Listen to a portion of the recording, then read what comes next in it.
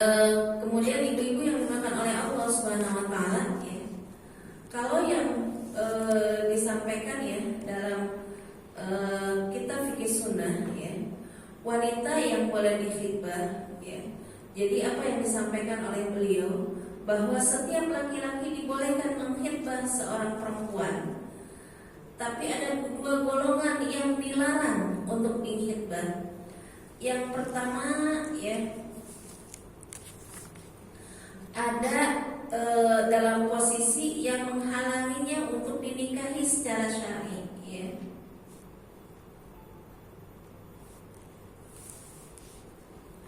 Seperti dia itu mahramnya, ya, baik mahram mu'abbadan ataupun mahram mu'aqqatan. Ini secara syar'i tidak diperbolehkan. Mahram mu'abbadan itu mahram yang kayak adik, kakak, itu kan mahram mu'abbadan, ya. Kalau mu'aqqatan itu karena pernikahan, contohnya adik ipar, kakak ipar, itu tidak diperbolehkan, ya. Kecuali kalau pernikahan itu sudah selesai, ya. Kemudian yang selanjutnya, perempuan yang sedang diproses khitbah oleh orang lain, ya.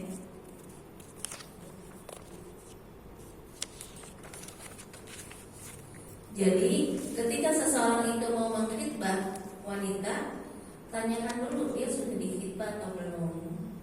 Dan ini harus mendahulukan dulu laki-laki yang pertama mengkhitbahnya. Kalau memang masih akan melanjutkan khitbahnya tersebut, ya, seorang laki-laki yang mau mengkhitbahnya nggak boleh. Jadi sampai laki-laki yang pertama itu memutuskan khitbahnya, baru boleh mengkhitbah laki-laki perempuan tersebut, ya. Nah, ibu-ibu yang dimakan oleh Allah Subhanahu Wa Taala, bagaimana dengan melamar perempuan yang sedang menjalani masa idah, ya? Baik, ya, masa idahnya itu karena memang ditalak dengan suaminya, ataupun karena memang ditinggal mati oleh suaminya, ya. Nah, perempuan ini tidak boleh menerima lamaran, tidak boleh menerima khitbah dari laki-laki lain sebelum masa idahnya berakhir, ya. Jadi haram hukumnya, ya, sebelum berakhir masa khitbah, masa idahnya, meskipun hanya dengan ucapan, ya.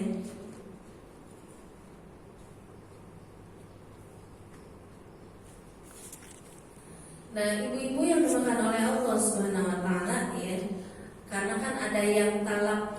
Bagaimana kalau dengan itu kan talak rujuk, ya.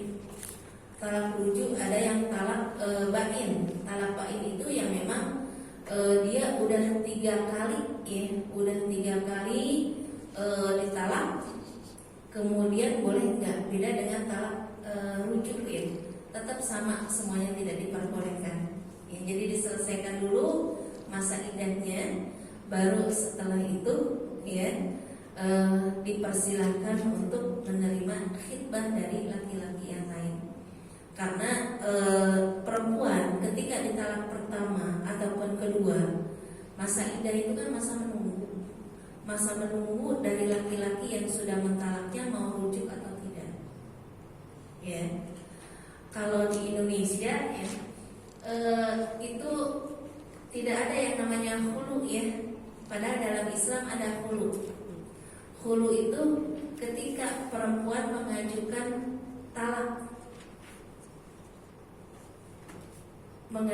talak, ke pengadilan, ya, nanti tetap yang mentalaknya laki-laki, cuma yang mengajukan itu adalah perempuan. Dengan syarat apa? Dengan mengembalikan setengah maharnya yang pernah diberikan. Dan itu tidak ada yang namanya rujuk kembali. Jadi kalau khulu udah selesai di situ. Jadi tidak ada lagi nanti talak pertama, talak kedua, talak ketiga, nggak ada dalam khulu, ya. Ketika talak pun ketika seseorang mengatakan saya talak kamu 3, itu tidak bisa. Tetap mentalaknya itu 1, 2, 3. Jadi setiap ucapan itu 1 kali.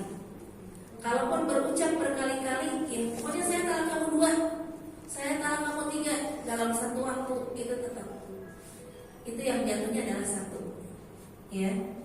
Kadang kalau di kampung, ya, dia udah ditalak 3, kapan? Ya dia pernah mengatakan saya talak kamu 3. Jadi tidak bisa seperti itu, makanya tetap yang jatuhnya itu 1, ya. Nah dalam hal ini perempuan yang ditalak, baik itu talak bain ataupun talak rujuk, ya, roji, talak roji, talak bain. Talak roji adalah talak yang nanti akan bisa rujuk kembali. Talak bain itu sama sekali tidak bisa kembali, kecuali kalau sudah dinikahi oleh orang-orang lain, oleh laki-laki lain. Dan ini tidak boleh tahalul. Tahalul itu kamu saya nikahi lagi, tapi kamu harus nikah dulu dengan si A atau si B, tapi kamu begini itu tidak boleh, ya. Itu memang prosesnya natural. Jadi ketika seorang laki-laki, ya, mau menikah lagi dengan mantan istrinya setelah talak 3, setelah selesai idahnya, dia nikah dengan laki-laki yang lain, kemudian qadarullah, ya, cerai dengan suami yang kedua, maka boleh nikah lagi dengan suami yang pertama tadi, ya. Itu namanya tahallul, ya. Tahallul itu kalau di haji menghalalkan, menyelesaikan rutinitas hajinya, ya, untuk mengerjakan yang lain yang tidak diperbolehkan ketika masa haji. Makanya dengan tahallul, mencukur ataupun memotong rambut, ya. Nah, untuk dalam pernikahan ini, tahallul ini adalah menghalalkan seorang perempuan yang tadi tidak boleh dinikahi, kemudian nikah dengan yang lain, dan dia kemudian diceraikan, ya, maka dia diperbolehkan untuk dinikahi lagi. Nah, ibu-ibu yang dimuliakan oleh Allah Subhanahu wa taala, ya, jadi perempuan yang dalam masa khidbah, ya, itu sekali lagi masa khidbah, masa idah tidak diperbolehkan untuk dinikahi, ya. Kemudian hukum wanita tadi, ya, yang sudah dilamar, sekali lagi yang sudah dikhidbah, bahwa dalam kitab Mujahid wa Nihayah, ya, di sana jelas tidak diperbolehkan, dilarang. Tapi kalau sekiranya pernikahan itu terjadi, dia udah dilamar, tapi kemudian ada laki-laki yang lain kemudian nikah, ya, nikahnya sah aja, tapi, ya, tetap itu dilarang, dibenci dalam agama, ya. Contohnya si A sudah melamar si B, si C melamar si B lagi, kemudian langsung nikah, ya. Nikahnya menurut para ulama sah aja, gitu, ya. Jadi tidak perlu dibatalkan.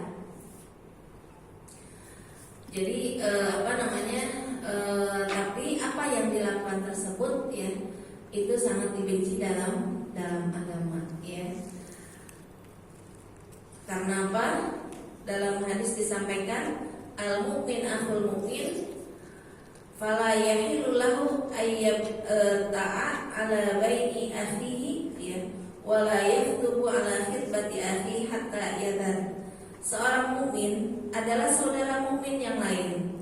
Karena itu ia tidak diperbolehkan untuk membeli barang yang sedang ditawar oleh saudaranya, dan tidak diperkenankan untuk meminang pinangan saudaranya, ya, hingga saudaranya itu meninggalkannya atau memutuskan pertunangannya, ya. Jadi ibu-ibu yang sholihah yang dimuliakan oleh Allah Subhanahu wa taala, ya.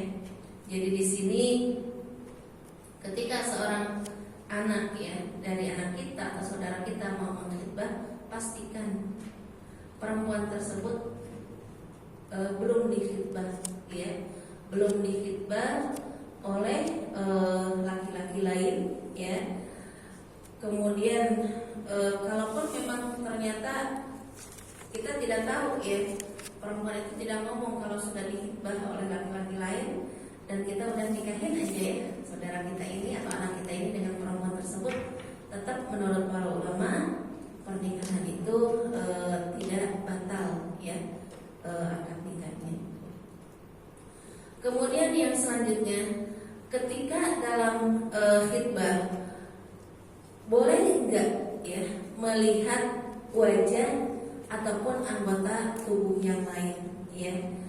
Nah, ibu-ibu yang dimuliakan oleh Allah Subhanahu wa taala,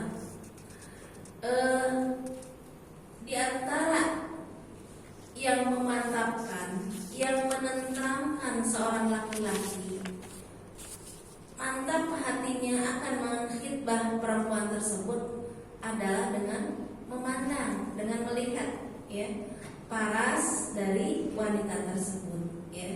Nah, ibu-ibu yang sholihah yang dimuliakan oleh Allah Subhanahu wa taala, jadi di sini yang diperbolehkan ya seperti apa yang disampaikan oleh Rasulullah, undur ilaiha fa innahu ahram ya, ayu adama bainakuma, lihat dulu calon istrimu karena itu akan lebih bisa membuat kalian saling mencintai.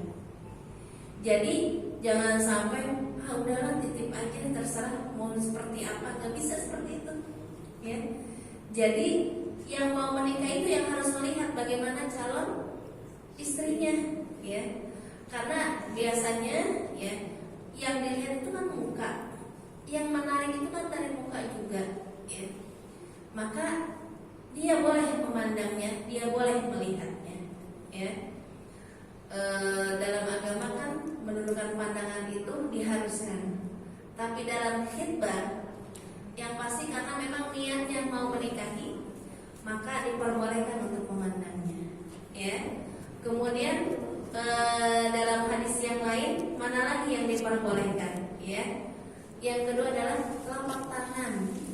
Katanya dari telapak tangan ini akan terlihat ya bahwa perempuan ini subur atau tidaknya ya. Nah, ibu-ibu yang dimuliakan oleh Allah Subhanahu wa taala ya, telapak tangan ini ya ini gitu ya. Ada yang mengatakan boleh nggak sampai sikut ya. Kemudian kaki boleh nggak dilihat. Kemudian boleh nggak sampai melihat ke betisnya gitu ya. Nah, itu mah udah berlebihan. Sebetulnya dengan wajah aja itu sudah cukup ya. Kemudian tangan juga sudah telapak tangan sudah cukup ya.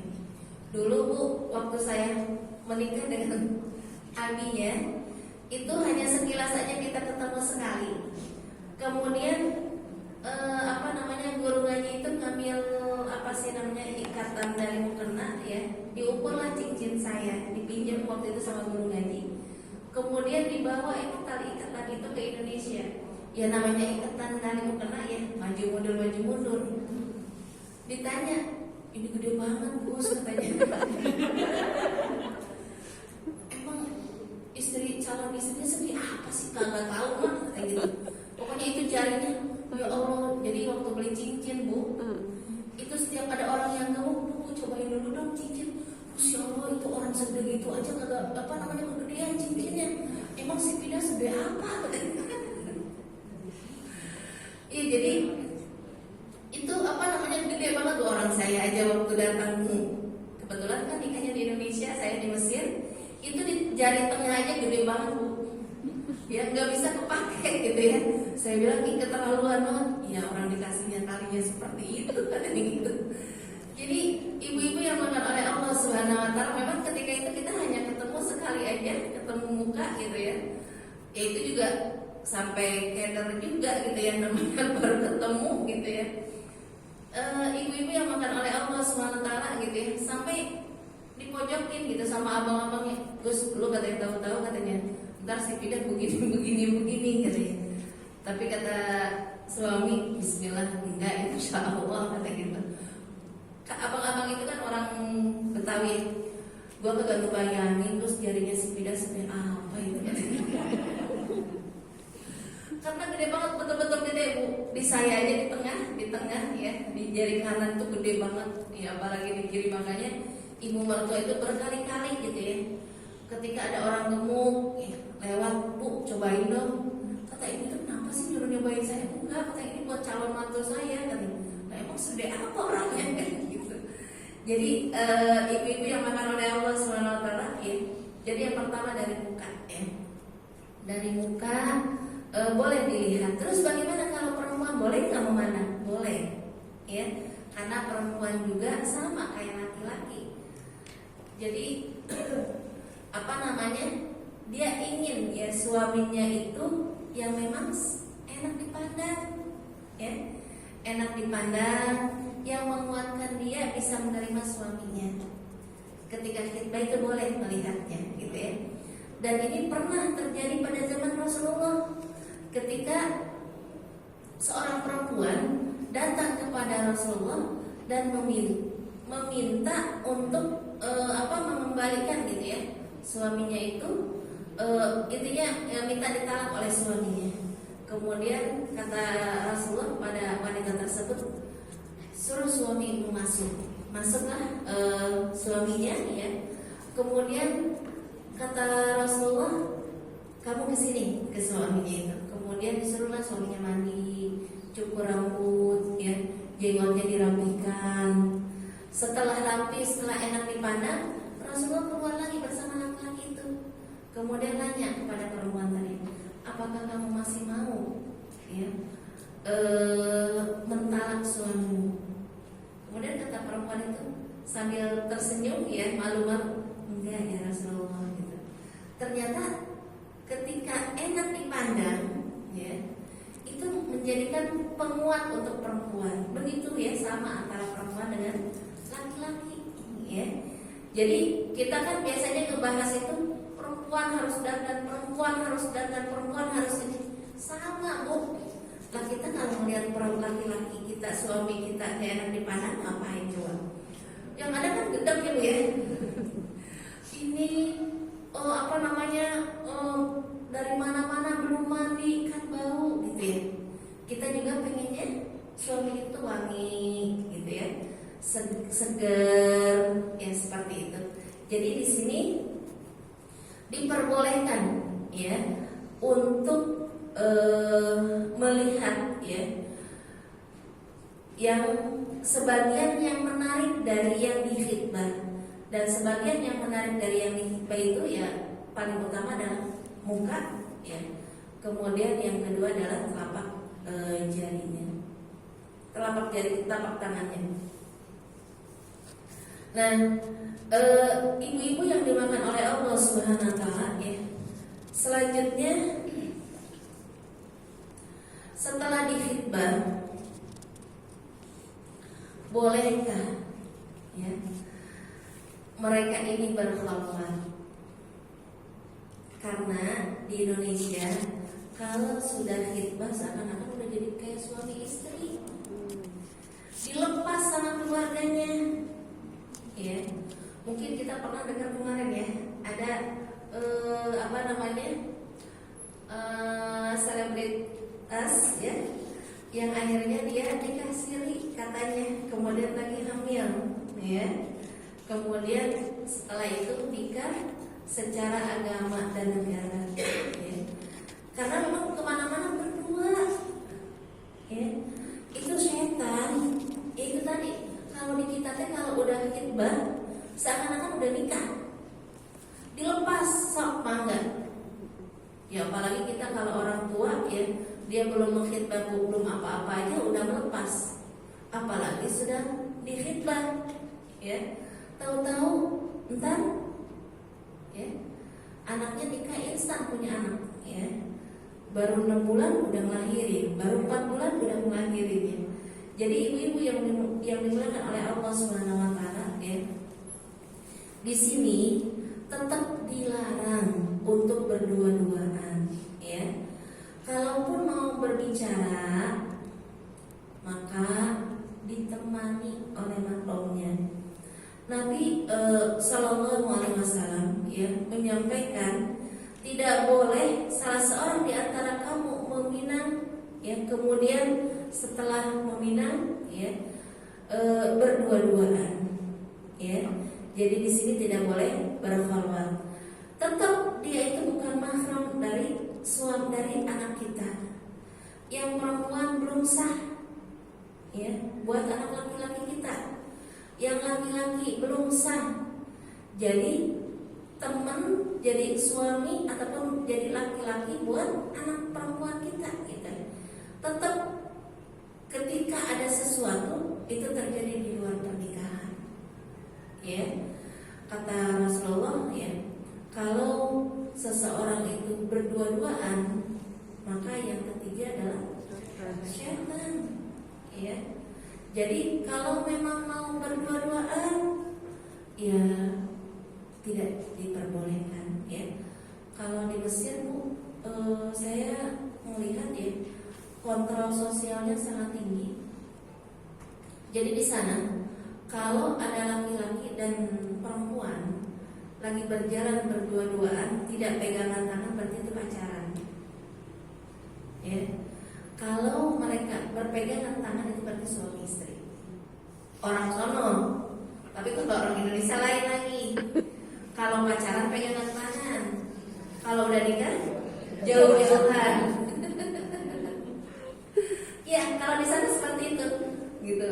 Ngelihat, ya, mahasiswa-mahasiswi lagi jalan, gitu. Oh, dia bukan suami istri, karena agak jauh-jauhan jalannya. Masya Allah di sana tuh sangat menjaga itu, ya. Kalau di kita kan, ya, belum nikah aja udah lain lagi, kayak udah suami istri, panggilannya juga udah lain lagi, gitu, ya. Nah di sini sekali lagi dilarang, ya. Tetap khitbah ini bukan nikah.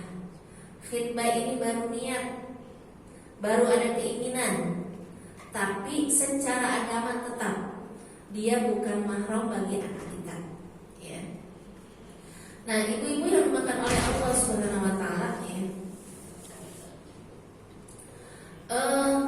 Kalau kita lihat, ya, orang yang sudah khitbah di Indonesia terutama, ya, itu si calon suami biasanya udah berani, ya, ke calon mertuanya untuk minta izin bawa keluar, ya.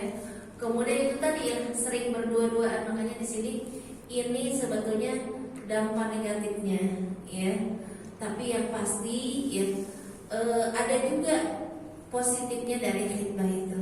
Jadi yang harus ditekankan bahwa berdua-duaan, khalwat itu dilarang walaupun sudah khitbah, ya, walaupun sudah khitbah. Nah, ibu-ibu yang dimuliakan oleh Allah Subhanahu wa taala, ketika sudah khitbah, bolehkah, ya, seseorang